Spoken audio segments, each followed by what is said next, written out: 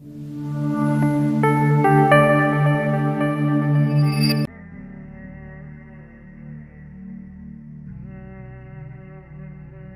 Mughira bin Shu'bah.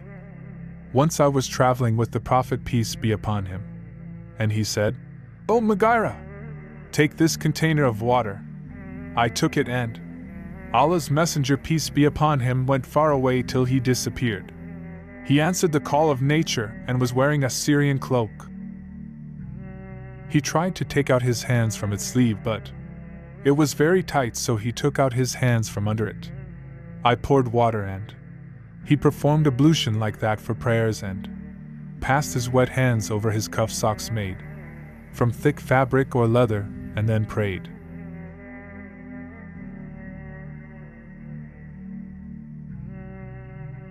Narrated Jabir bin Abdullah. While Allah's Messenger, peace be upon him, was carrying stones along with the people of Mecca for the building of the Kaaba, wearing an izar waist sheet cover, his uncle Al-Abbas said to him, "O my nephew, it would be better if you take off your izar and put it over your shoulders underneath the stones." So he took off his izar and put it over his shoulders, but he fell unconscious, and since then he had never been seen naked.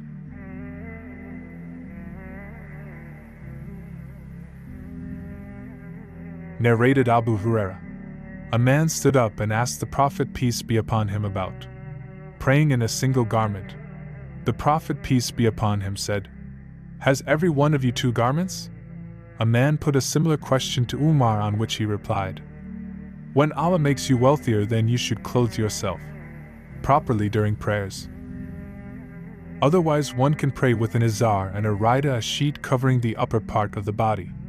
Izar and a shirt, izar and a kaba, trousers and a raida. Trousers and a shirt, or trousers and a kaba, taban and a kaba or taban and a shirt." The narrator added, "I think that he also said a taban and a raida."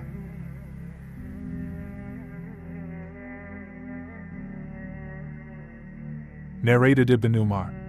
A person asked Allah's Messenger, "What should a muhrim wear?" He replied, "He should not wear shirts, trousers, a burnous, a hooded cloak, or clothes which are stained with saffron or wears a kind of perfume. Whoever does not find a sandal to wear can wear cuff socks made from thick fabric or leather, but these should be cut short so as not to cover the ankles."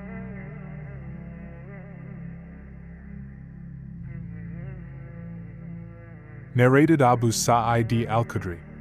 Allah's Messenger, peace be upon him, forbade ishtimal as-sama, wrapping one's body with a garment so that one cannot raise its end or take one's hand out of it. He also forbade al-atibah, sitting on buttocks with knees close to abdomen and feet apart, with the hands circling the knees, or wrapping oneself with a single garment without having a part of it over the private parts.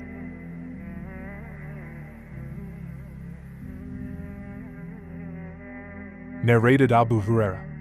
The Prophet, peace be upon him, forbade 2 kinds of sales, al-limais and a nibid. The former is a kind of sale in which the deal is completed if the buyer touches a thing without seeing or checking it properly.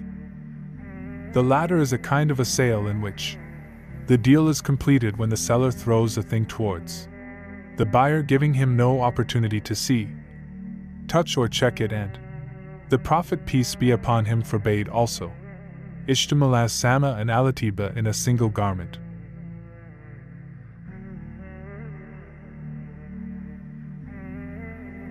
Narrated Abu Hurairah.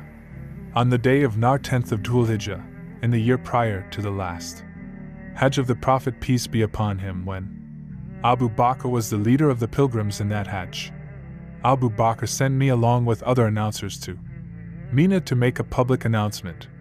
No pagan is allowed to perform Hajj after this year, and no naked person is allowed to perform the tawaf around the Kaaba. Then Allah's Messenger, peace be upon him, sent Ali to read out the Surat Bara at-Tawbah to the people. So he made the announcement along with us on the day of Nar and Mina. No pagan is allowed to perform Hajj after this year, and No naked person is allowed to perform the tawaf around the Kaaba.